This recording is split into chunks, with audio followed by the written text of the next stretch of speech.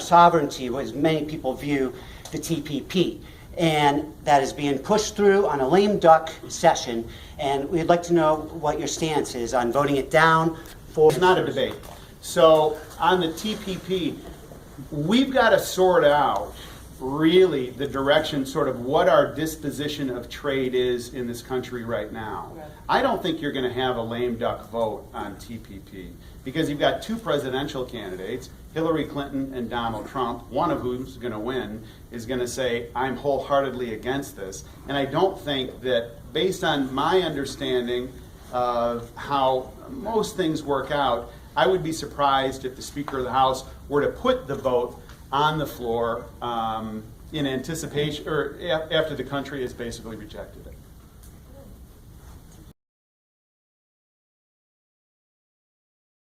Let me speak to that. We have seen it. We've seen the TPP. Okay. We've seen it, and look, I applaud that you voted for it because you hadn't seen it when you voted for it. But the text is out there. Let me correct. The text is out there, and here's the thing. Look, you started talking about China and the smog in China. The TPP goes beyond just regular trade. The TPP basically says it creates a global tribunal that can undermine any U.S. law, and that includes our environmental laws, which means that if a global corporation says that they are going to lose profits because of our Clean Air Acts and the things that keep our water and our air clean, or our minimum wage laws, any law, they can sue the United States, and U.S. taxpayers are on the hook, and it doesn't even go to a U.S. court. So it undermines the U.S. court system, and it undermines if it goes to a lame duck, will you vote no on a lame duck TPP? I'm not. Okay, so there's a lot of T's and a lot of P's that are all being conflated. Sure. And you yourself confused it just a minute ago. So let me make it very clear. There's TPA, which you didn't mention, which is the Trade Promotion Authority bill, which President Obama asked for. There's the TPP, which is the Pacific deal. And there's TTIP, which is the European deal. None of them are good. Okay, so the TPA, none of them are good. So when President Obama went out and said, look, give me the ability to try and negotiate with these Pacific nations, Congress said, okay, here's what we will do. We will give you authority to go and negotiate with these Pacific nations.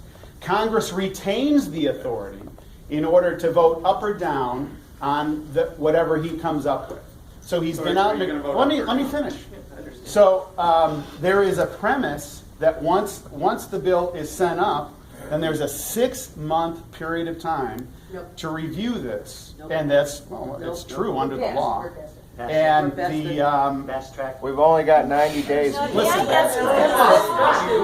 Let him talk. This is. I'm pleased that we were able to offer this public meeting for all of you, but this is a chamber event set up for our chamber members to ask questions of our elected representative. This seems like it's going in a different direction to me, although I understand many of you are business owners. I would like to reserve this time to let Congressman Roskam finish, and then I think we'll be done. So no, listen. Right. So what I'm saying is, it's a 5,000-page document, which you would agree is too complicated to know off the top of your head. We've not had a single hearing on the TPP. The notion of voting on this in a way that just jams it through, I'm telling you, is not helpful. So what we've got to recognize, though, 95% of the consumers live outside of the United States.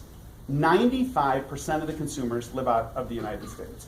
A mercantilist worldview of the economy that says, hey, we're just going to sell in the United States and that's where all of the action is completely limiting. So the very countries that are now being ascendant and aggressive, China is not part of the TPP.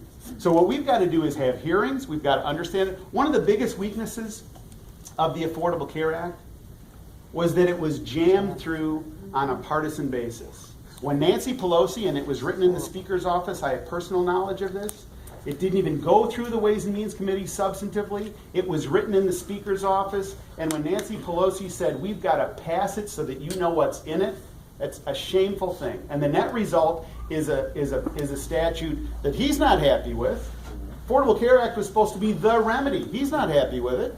This group's not happy with it. Why? Because it got jammed through.